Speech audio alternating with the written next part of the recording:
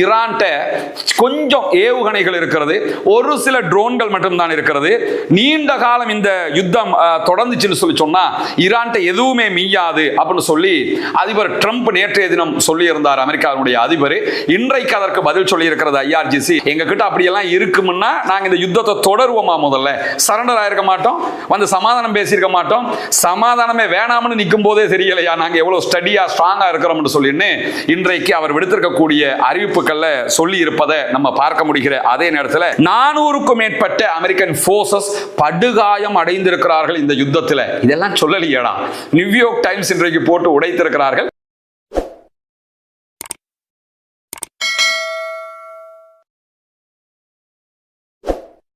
அன்றைக்கினிய சகோதர சகோதரிகளே, நம் அனைவர் மீதும் ஏக இறைவனுடைய அமைதியும் கருணையும் உண்டாகட்டுமாக என்கிற உயரிய பிரார்த்தனைகளோடு பாலஸ்தீனத்தில் ஆரம்பித்த இஸ்ரேலிய அமெரிக்க தாக்குதல்கள் இன்றைக்கு ஈரான் வரைக்கும் நீண்டிருக்கக்கூடிய காட்சிகளை நம்ம பார்க்க முடியும்.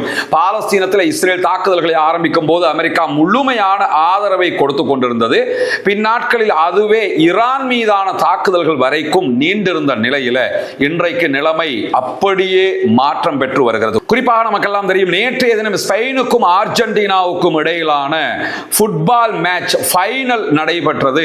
அந்த ஃபைனலே எப்படி இருந்ததுன்னு கேட்டா பாலஸ்தீனத்திற்கும் இஸ்ரேலுக்கும் இடையிலான வார் மாதிரி இருந்தது. காரணம் என்னன்னு கேட்டா அர்ஜென்டினா என்பது இஸ்ரேலிய ஆதரவாளர்கள், இஸ்ரேலால் ஆதரிக்கப்படுகிறவர்கள்.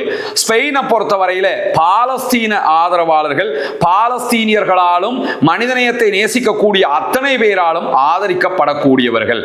அதை தாண்டி ஈரான் மீதான அமெரிக்க இஸ்ரேலிய யுத்த நேரத்தில் ஈரானை தாக்குவதற்கு அமெரிக்கா பல நாடுகளுடைய தளங்களையும் பயன்படுத்த முயற்சித்த நேரத்தில் எந்த நாட்டை வேண்டுமென்றாலும் பயன்படுத்திக் கொள்ளுங்கள், எங்கள் நாட்டின் தளங்களை தர முடியாது என்று சொல்லி நேட்டோ உறுப்பு நாடாக இருக்கக்கூடிய ஸ்பெயின் மிக தெளிவாக அமெரிக்காவுக்கு எதிராக நின்றது மட்டுமல்லாமல் பாலஸ்தீனத்தை தனி நாடாக அங்கீகரிப்பதற்கு காசாவார் ஆரம்பிச்சதுக்கு பிறகு முதன்முறையாக பாலஸ்தீனத்தை தனி நாடாக அங்கீகரித்த ஐரோப்பிய நாடாகவும் ஸ்பெயின் தான் இடம் பிடித்தது. இன்று வரைக்கும் நாங்கள் பாலஸ்தீன அப்பாவிகளோடு நிற்கிறோம் என்று சொல்வது மட்டுமல்லாமல் இதற்காகவே அமெரிக்க அதிபர் டொனால்ட் ட்ரம்ப் ஸ்பெயின் மேல நிறைய டாரிஃப் போட்டிருந்தாரு.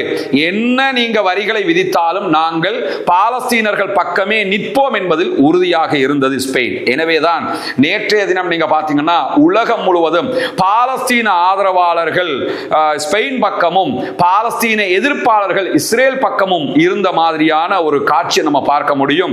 அதிலும் ஸ்பெயினுடைய வெற்றி என்பது முழுவதுமாக மனிதநேயத்தை நேசிக்கக்கூடிய அத்தனை பேருமே போற்றி புகழ்கிற விதமாக அமைந்திருந்தது.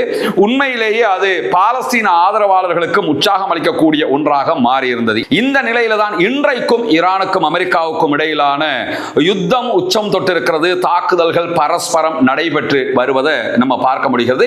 அது தொடர்பான நிறைய செய்திகள் வெளியாகி இருக்கு. அதிலே முதன்மை செய்தியாக நாம் பார்க்க இருப்பது என்னன்னா, இன்றைய நாள் பாலஸ்தீன விடுதலை போராட்ட அமைப்பினுடைய புதிய தலைவர் உத்தியோகபூர்வமாக நியமிக்கப்பட்டிருக்கிறார். பாலஸ்தீன விடுதலை போராட்ட அமைப்பினுடைய பேச்சுவார்த்தை குழுவின் தலைமை பேச்சுவார்த்தையாளராக செயல்பட்டு வந்த டாக்டர் ஹலீல் அல் ஹையா அவர்கள் தான் இன்றைக்கு பாலஸ்தீன விடுதலை போராட்ட அமைப்பினுடைய தலைவராக தெரிவு செய்யப்பட்டிருக்கிறார். இவர் தெரிவு செய்யப்பட்டதற்கு பல காரணங்கள் இருக்கிறது. குறிப்பாக ஹலீல் அல் ஹையா அவங்களை பொறுத்தவரையில 65 வயதை உடையவர், பாலஸ்தீன விடுதலை அமைப்பினுடைய ஒரு மூத்த உறுப்பினர், படிப்படியாக பாலஸ்தீன விடுதலை அமைப்பில் உயரம் தொட்டுக்கொண்டு வந்தவர். எல்லா போராட்ட களங்களிலும் பாலஸ்தீனத்திற்கான எல்லா வியூகங்களிலும் தன்னுடைய கடமையை ஆற்றி வந்தவர். 2006 பாலஸ்தீன அதிகார சபைக்காக நடத்தப்பட்ட பாலஸ்தீன சட்டமன்ற தேர்தலில் வெற்றி பெற்று பாலஸ்தீன விடுதலை அமைப்பு சார்பாக தேர்வு செய்யப்பட்டவர். குறிப்பாக பாலஸ்தீன விடுதலை அமைப்பின் அரசியல் தலைமைக்கான தேர்தல்களில் வெற்றி பெற்றிருக்கிறார். இஸ்ரேலால் கொலை செய்யப்பட்ட முன்னாள் பாலஸ்தீன விடுதலை போராட்ட அமைப்பினுடைய தலைவரும் பாலஸ்தீனத்தின் முன்னாள் பிரதமருமாக செயல்பட்ட ஷேக் இஸ்மாயில் ஹனியா அவர்களுடைய வழக்கரமாக செயல்பட்டவர் தான் இந்த டாக்டர் ஹலீல் அல் ஹையா அவர்கள். பல ஆண்டுகளாக இஸ்ரேலால் நடத்தப்பட்ட பல தாக்குதல்களில் ஹலீல் அல் ஹையா அவர்களுடைய 4 பிள்ளைகள் கொல்லப்பட்டிருக்கிறார்கள், ஷஹீதாகி இருக்கிறார்கள். இறுதியாக கத்தர்ல பாலஸ்தீன விடுதலை அமைப்புக்கும் இஸ்ரேலுக்கும் இடையிலான சமாதான பேச்சுவார்த்தையினுடைய அங்கங்களை ஆய்வு செய்து கொண்டிருந்த நிலையில அதன் மீது இஸ்ரேலிய ஆக்கிரமிப்பு ராணுவம் தாக்குதல்களை நடத்தியது கத்தருக்குள்ளேயே. அந்த தாக்குதல்கள் அல்லாஹ்வினுடைய உதவியால் கலீல் அல் ஹையா உள்ளிட்ட பாலஸ்தீன விடுதலை அமைப்பின் தலைவர்கள் காப்பாற்றப்பட்டார்கள். ஆனாலும் அந்த தாக்குதலிலும் டாக்டர் கலீல் அல் ஹையா அவர்களுடைய கடைசி மகன் கொல்லப்பட்டார், ஷஹீதாக்கப்பட்டார் என்கிற அந்த செய்திகளை எல்லாம் நம்ம ஏற்கனவே பார்த்திருக்கிறோம். இந்த நிலையில தான் இவர் நிச்சயமாக ஒரு அரசியல்வாதி என்பதில் மாற்று கருத்தில்லை. ஆனால் அரசியல்வாதியாக இருந்தாலும் பாலஸ்தீன விடுதலை அமைப்பின் ராணுவ பிரிவாக இருக்கக்கூடிய இஸ்ஸத்தீன் அல் கஸ்ஸாமுடைய முழுவதுமான ஆதரவு பெற்ற ஒருவராக இவர் இருக்கிறார். இவர் சொன்னா அவங்க அட்டாக் பண்ணுவாங்க, இவர் சொன்னா அவங்க நிறுத்துவாங்க என்கிற அளவுக்கு பாலஸ்தீன விடுதலை அமைப்பினுடைய ராணுவ பிரிவினுடைய முழு அங்கீகாரமும் ஆதரவும் பெற்றவராகத்தான் இவர் இருக்கிறார். அதிலும் அக்டோபர் 2025 காசாவில் கொண்டு வரப்பட்ட யுத்த நிறுத்தத்தில் இவருடைய பங்கு அபரிமிதமானது. அதிலும் அவர் பாலஸ்தீன மக்களுக்கு மத்தியிலே வெகுவாக தன்னுடைய அபிமானத்தை, ஆதரவு தளத்தை உருவாக்கி இருக்கிறார். 2 தடவைகள் இவரை கொலை செய்வதற்கு இஸ்ரேல் முயற்சிகளை மேற்கொண்டிருக்கிறது. ஆனால் அல்ஹம்துலில்லாஹ் அல்லாஹ்வினுடைய உதவியால் இவர் தப்பித்திருக்கிறார், காப்பாற்றப்பட்டிருக்கிறார் என்கிற நிலையில தான் இஸ்ரேலுடைய பார்வையில் இவர் ஒரு கடும் போக்காளராக பார்க்கப்படுகிறார். அதே நேரத்தில் அரபு அரசாங்கங்களை விட, ஏன் துருக்கியை விட கூட ஈரானுக்கு இவர் நெருக்கமானவராக இஸ்ரேல் இன்றைக்கும் ஒரு முக்கிய இடத்தில் இவரை எதிர்த்தரப்பாக வைத்து பார்த்து கொண்டிருக்கிறது. ஏன்னா துருக்கி ஈரானுக்கு ரொம்ப நெருக்கம், அரபு நாடுகளில் கத்தர் ரொம்பவே நெருக்கம் ஈரானுக்கு, ஈராக்கு ரொம்பவே நெருக்கமாக இருக்கிறது, லெபனான் கூட ஈரானுக்கு ரொம்ப நெருக்கம், யமனிகள் அதை விட ரொம்ப நெருக்கம், ஹவுதீஸ். இவங்க எல்லோரையும் விட ஈரானுக்கு ரொம்ப நெருக்கமானவர் என்கிற ஒரு பட்டியலை எடுத்தா அது கலீல் அல் ஹையா அவங்க தான். எனவே தற்போது பாலஸ்தீன விடுதலை போராட்ட அமைப்பினுடைய தலைவராக டாக்டர் கலீல் அல் ஹையா அவர்கள் தேர்வு செய்யப்பட்டதற்கு அங்கிருக்கக்கூடிய ராணுவ பிரிவினுடைய ஆதரவு இவருக்கு இருப்பது ஒரு முக்கிய காரணம். பாலஸ்தீன மக்களுடைய ஆதரவு வெகுவாக இருப்பது 2வது காரணம். ஈரானுடைய ஆதரவு இவருக்கு இருப்பது மிக முக்கியமான 3வது காரணமாக பார்க்கப்படுகிறது. எனவே பாலஸ்தீன விடுதலை அமைப்பின் தற்போதைய தலைவராக டாக்டர் கலீல் அல் ஹையா அவர்கள் இஸ்மாயில் ஹனியாவுக்கு பிறகு உத்தியோகபூர்வமாக தேர்வு செய்யப்பட்டிருக்கிறார். அல்லாஹ்வுக்கே எல்லா புகழும். பாலஸ்தீன மக்களுக்கான விடுதலை குரலாக தொடர்ந்தும் டாக்டர் கலீல் அல் ஹையா அவர்கள் செயல்படுவார் என்கிற நம்பிக்கையில் பயணிக்க வேண்டியிருக்கிறது. அல்ஹம்துலில்லாஹ் கடந்த காலங்களில் அவர் தன்னை அதனூடாக நிரூபித்திருக்கிறார் என்கிற நிலையில தான் இந்த செய்தி இன்றைக்கு வெளியாகி இருக்கிறது. இந்த நிலையில தான் அமெரிக்காவினுடைய தளங்களை நோக்கி பேரழிவை ஏற்படுத்தக்கூடிய தாக்குதல்களை இன்றைக்கு நடத்தி இருக்கிறோம் என்று ஈரானுடைய IRGC விடுத்திருக்கக்கூடிய அறிவிப்புல சொல்லி இருப்பதை நம்ம பார்க்க முடியும். ஒரே நேரத்தில் 3 தாக்குதல்கள் மூலமாக அமெரிக்க ராணுவத்திற்கு தன்னுடைய கடற்படை கடுமையான அடிகளை கொடுத்திருக்கிறது என்கிற செய்திகளை IRGC இன்றைக்கு விடுத்திருக்கிறது. ஈரானுடைய இஸ்லாமிய புரட்சிகர காவலர் பிரிவு பஹ்ரைனில் இருக்கக்கூடிய அல் ஷக்கீர் விமான நிலையத்தில் இருந்து அமெரிக்காவுடைய ட்ரோன் பராமரிப்பு தளம், ட்ரோன் பழுதுபார்ப்பு தளம் ஆகிய 2 மீதும் இன்றைக்கு மிக கடுமையான தாக்குதல்களை நடத்தி இருப்பதாக IRGC அறிவித்திருக்கிறது. ஏன்னா அதெல்லாம் அமெரிக்காவினுடைய இதயம் மாதிரி இருக்கக்கூடிய ட்ரோன்களை வைக்கக்கூடிய இடம், ட்ரோன்களை பழுது பார்க்கக்கூடிய இடம். அந்த கொட்டகை மேல இன்னைக்கு சாலிடான அட்டாக் அவங்க பண்ணியிருக்கிற அதே நேரத்தில் அதன் விளைவாக அந்த கொட்டகை முழுவதுமாக, குடோன் முழுவதுமாக அளிக்கப்பட்டிருக்கிறது என்கிற செய்திகள் வெளியாக இருக்கிறது. அதே போன்று பஹ்ரைனில் இருக்கக்கூடிய சல்மான் துறைமுகத்தில் இருந்த அமெரிக்க கடற்படையினுடைய டாஸ்க் போர்ஸினுடைய 59 கப்பல் தயாரிப்பு குடோன்கள் இன்றைக்கு மிக கடுமையான தாக்குதலுக்கு உள்ளாகி இருக்கின்றன. அந்த குடோன் முழுவதுமாக அளிக்கப்பட்டிருக்கிறது என்கிற மகிழ்ச்சியான செய்திகள் வெளியாகி இருக்கிற அதே நேரத்தில் அந்த தாக்குதல்களை பற்றி IRGC விவரிக்கும் போது பேரழிவையும் பெரும் சோகத்தையும் ஏற்படுத்தக்கூடிய அளவுக்கு இந்த தாக்குதல்கள் இருந்தன என்று சொல்லியிருக்கிறது. அது மாதிரி தான் 3வது மிக கடுமையான தாக்குதல் குவைத்தில் இருக்கக்கூடிய அரீப் ஜான் தளத்தில் இருந்த அமெரிக்க கடற்படையினுடைய சிறப்பு படைகளுடைய குடோன்கள் மீது தாக்குதல் நடத்தப்பட்டிருக்கிறது. அந்த குடோன்கள் பற்றி எரிந்து கொண்டிருக்கிறது என்கிற செய்திகள் வெளியாகி இருக்கிறது. IRGC விடுத்திருக்கக்கூடிய அறிவிப்பில் இந்த செய்திகளை சொல்லி இருக்கிற அதே நேரத்தில் இந்த செய்திகள் செய்திகளை எல்லாம் சொல்லிட்டு ஐஆர்ஜிசி ஒரு முக்கியமான செய்தியை சொல்றாங்க. அந்த குத்தி காட்டி பேசுவாங்கல்ல, அது மாதிரி ஒரு செய்தியை சொல்லியிருக்கிறாங்க. என்னன்னா, ஈரான்ட்ட கொஞ்சம் ஏவுகணைகள் இருக்கிறது, ஒரு சில ட்ரோன்கள் மட்டும்தான் இருக்கிறது. நீண்ட காலம் இந்த யுத்தம் தொடர்ந்துச்சுன்னு சொன்னா ஈரான்ட்ட எதுவுமே மீயாது அப்படின்னு சொல்லி அதிபர் ட்ரம்ப் நேற்றைய தினம் சொல்லி இருந்தார். அமெரிக்காவுடைய அதிபர் இன்றைக்கு அதற்கு பதில் சொல்லி இருக்கிறது ஐஆர்ஜிசி. நேற்றைய தினம் அதிபர் ட்ரம்ப் எங்கள்கிட்ட கொஞ்சோண்டு ஏவுகணைகளும் ஒரு சில ட்ரோன்கள் மட்டும்தான் இருக்குது, தொடர்ந்து இந்த யுத்தம் போனா எங்கள்கிட்ட ஆயுதம் இல்லைன்னு சொல்லி இருந்தாரு. அதிபர் ட்ரம்பினுடைய முட்டாள்தனமான அறியாமையை வெளிப்படுத்துகிற பேச்சு இது அப்படின்னு சொல்லி அவங்க பதில் சொல்லி இருக்கிறாங்க. ஏன்னா எங்க கிட்ட அப்படியெல்லாம் இருக்கும்னா நாங்க இந்த யுத்தத்தை தொடருவோமா, முதல்ல சரண்டர் ஆயிருக்க மாட்டோம், வந்து சமாதானம் பேசியிருக்க மாட்டோம். சமாதானமே வேணாம்னு நிற்கும் போதே தெரியலையா நாங்க எவ்வளவு ஸ்டடியா ஸ்ட்ராங்கா இருக்கிறோம்னு சொல்லின்னு இன்றைக்கு அவர் விடுத்திருக்கக்கூடிய அறிவிப்புகள்ல சொல்லி இருப்பதை நம்ம பார்க்க முடிகிற அதே நேரத்தில் இன்றைக்கு மேலதிகமான செய்தியாக வெளியாகி இருக்கக்கூடிய இன்னும் ஒரு முக்கியமான செய்தி என்னன்னா, ஈரானுடைய பேச்சுவார்த்தை குழுவினுடைய தலைவராக செயல்படுகிற தலைமை உறுப்பினராக இருக்கிற ஈரானுடைய பாராளுமன்ற சபாநாயகர் முகமது பாகர் கலீபாப் இன்றைக்கு ஒரு முக்கியமான அறிவிப்பை விடுத்திருக்கிறார். அந்த அறிவிப்பும் இன்றைக்கு பார்க்க வேண்டிய அறிவிப்பாக இருக்கிறது. அது என்னன்னு கேட்டா, அமெரிக்கர்கள் இந்த பகுதிகளில் புதிய ராணுவ உபகரணங்களை கொண்டு வந்து நிலைநிறுத்துகிறார்கள். அமெரிக்காவுடைய கப்பல் வருது, அமெரிக்காவுடைய ஏவுகணைகள் கொண்டு வரப்படுது, அமெரிக்காவுடைய F-35 விமானங்கள் வருகிறது, இப்படி நிறைய ஆயுதங்களை எல்லாம் கொண்டு வர்றாங்க.